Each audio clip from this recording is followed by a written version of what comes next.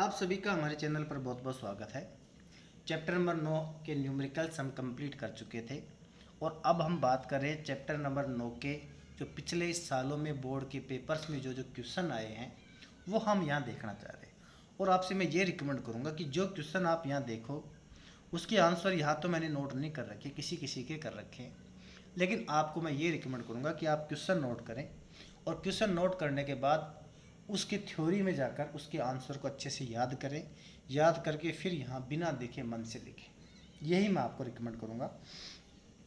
एक स्टूडेंट मुझसे पूछ रहा था कि मुझे पढ़ाया हुआ समझ में तो आ रहा है पर याद नहीं होता है।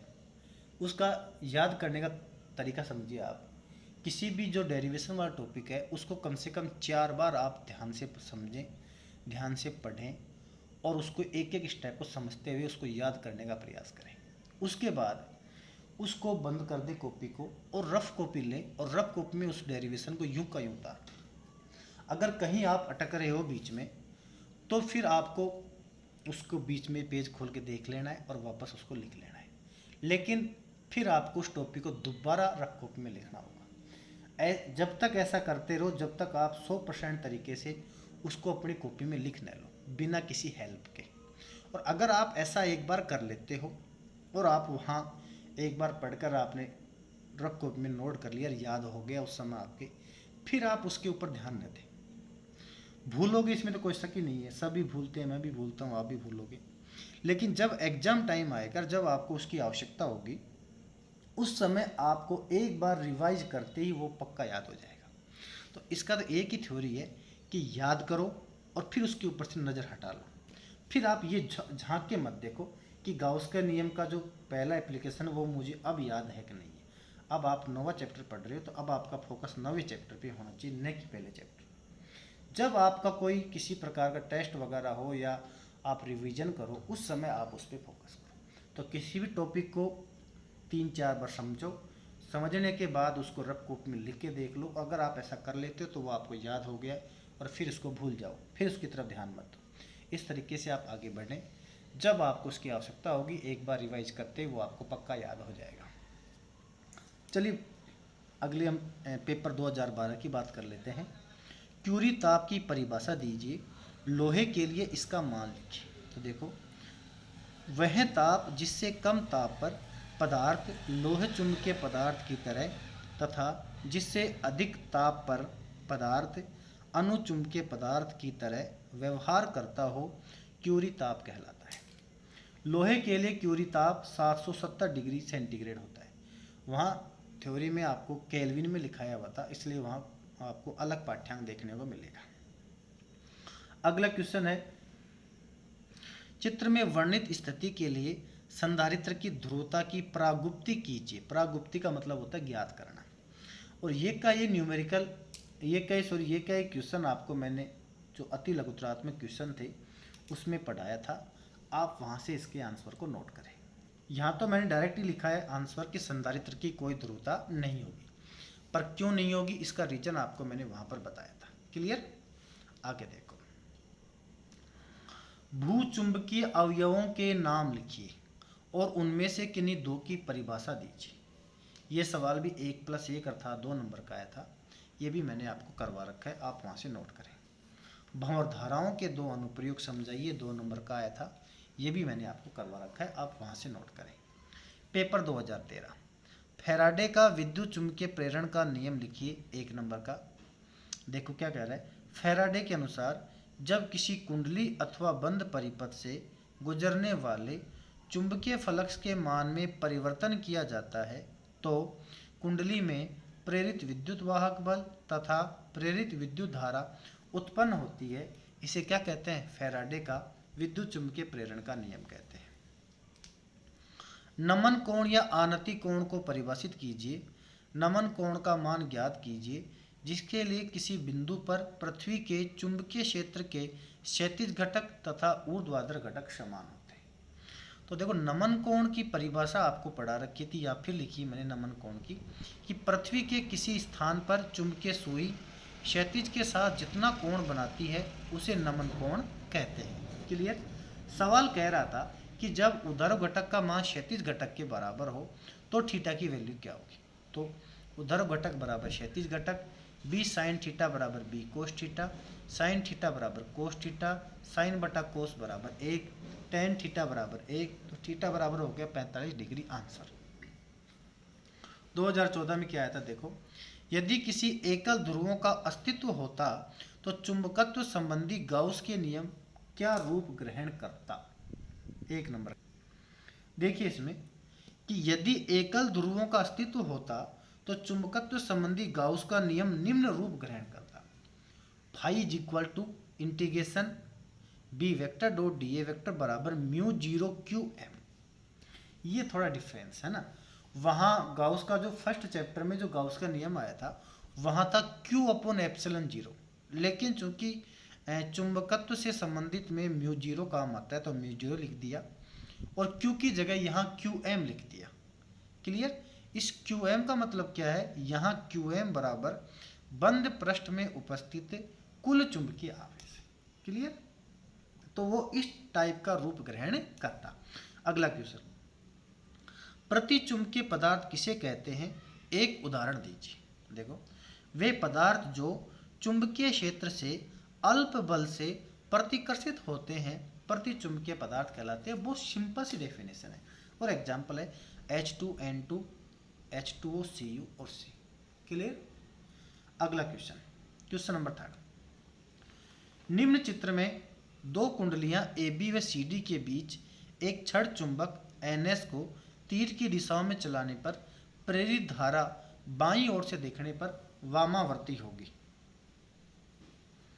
देखो इधर, ये N सिरा जब इससे दूर जा रहा है ना तो इसका ये विरोध करेगा, और जब N सिरे को रोकना हो तो ये S सिरे के समान बिहेव करेगा, और ये S सिरे के समान बिहेव करेगा तो इसमें दक्षिणावर्त दिशा में धारा बहेगी।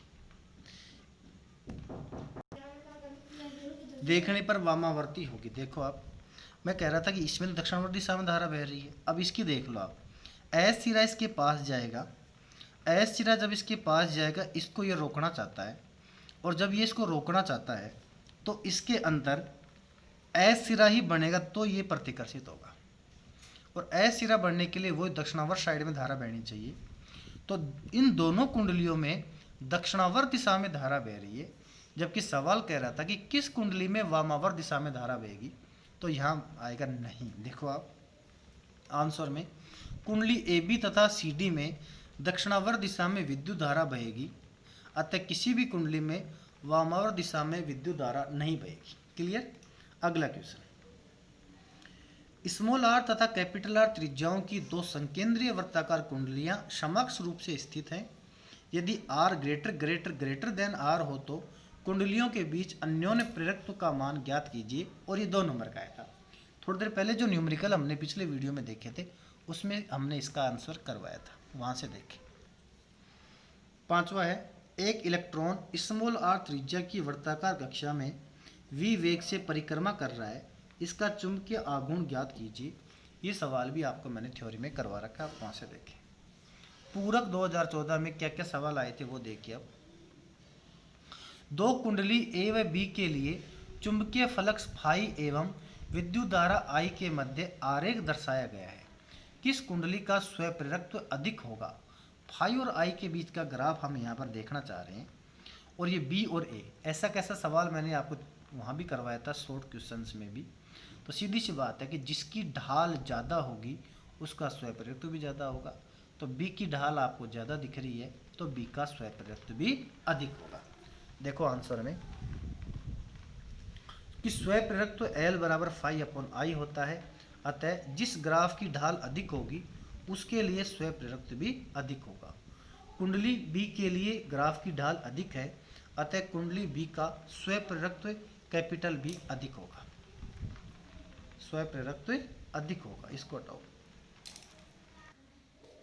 इसके बाद हम बात करते हैं पेपर 2015 की, कि दिक्पात का कोण या चुंबकीय दिक्पात को परिभाषित कीजिए। देखो, भौगोलिक याम्योत्तर एवं चुंबकीय याम्योत्तर के बीच उपस्थित कोण को दिक्पात का कोण कहते हैं। अगला क्वेश्चन है, किसी स्थान पर चुंबकीय याम्योत्तर में पृथ्वी के चुंबकीय क्षेत्र का क्षैतिज घटक 0.25 गाउस है एवं नमन कोण 60 डिग्री है। उस स्थान पर पृथ्वी के चुंबकीय क्षेत्र की वैल्यू को फाइंड आउट करो। ऐसा सवाल भी मैंने आपको करवाया था वहाँ पर कि क्षैतिज घटक बी कोस थीटा बराबर 0.25 गाउस है, थीटा का मान 60 डिग्री दे रखा है, बी का वैल्यू हमसे पूछना चाह रहा है। तो B cos theta is equal to 0.25, theta बराबर सवाल 60 डिग्री कह रहा है, तो बी कोस थीटा बराबर 0.25 या 20 या बी गुणा 1/2 बराबर इतना, या बी बराबर 0.50 या 5 गाउस। अगला क्वेश्चन है विद्युत चुम्बकीय प्रेरण में लेंज के नियम का कथन लिखिए। लेंज नियम क्या कहता है कि विद्युत चुम्बकीय प्रेरण में प्रत्येक अवस्था में उत्पन्न प्रेरित विद्युत वाहक बल तथा प्रेरित धारा हमेशा उस कारण का विरोध करती हैं जिसके कारण परिपथ में उसकी उत्पत्ति होती है, इसे लेंज का नियम कहते हैं। और E बराबर हो गया माइनस का delta phi upon delta t. 2016 Faraday का विद्युत चुम्बकीय प्रेरण का नियम लिखो। 1 नंबर का स्थायी चुंबक बनाने के लिए पदार्थ की 2 विशेषता लिखिए।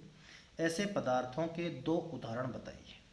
2 नंबर का सवाल, स्थायी चुंबक बनाने के लिए पदार्थ में निम्न 2 गुणों का होना आवश्यक है। धारणशीलता कम होनी चाहिए और निग्राहिता का मान अधिक होना चाहिए। उदाहरण है इस्पात। इस्पात गलत लिख रखा है यहाँ पर, इस्पात। मिश्र धातु एल्निको एक साथ है। एल्निको का मतलब, एल का मतलब एल्यूमिनियम, नी का मतलब निकिल, को का मतलब कोबाल्ट, और ये श्रेष्ठ होता है। अगला क्वेश्चन देखिए, किसी परिपथ में 0.1 सेकंड में धारा 5 एम्पियर से घटकर 0 होती है। यदि औसत प्रेरित विद्युत वाहक बल 100 वोल्ट है तो परिपथ में प्रेरक के स्वप्रेरकत्व की गणना कीजिए। देखो ध्यान से, dt की वैल्यू है 0.15, di की वैल्यू है 5 एम्पियर, E की वैल्यू है 100 वोल्ट और L का मान हमसे पूछना चाह रहा है। देखिएगा, प्रेरित विद्युत वाहक बल E बराबर L di अपॉन dt होता है, या L बराबर हो गया E upon di upon dt, या L बराबर हो गया E dt अपॉन di, या L बराबर हो गया E की जगह 100, dt की जगह 0.1 और di की जगह 5। सोल्व करेंगे तो L का मान हो गया 2 हेनरी। अगला क्वेश्चन 2017 में आया था कि स्वप्रेरण को विद्युत जड़त्व क्यों कहते हैं। देखो, स्वप्रेरण में कुंडली उसमें गुजरने वाले फ्लक्स में परिवर्तन का विरोध करती है। यह गुण न्यूटन के जड़त्व के नियम के अनुरूप है, अतः स्वप्रेरण को विद्युत जड़त्व कहते हैं। चुंबकत्व में क्यूरी ताप को परिभाषा दीजिए, ये भी आपको पढ़ा रखा है।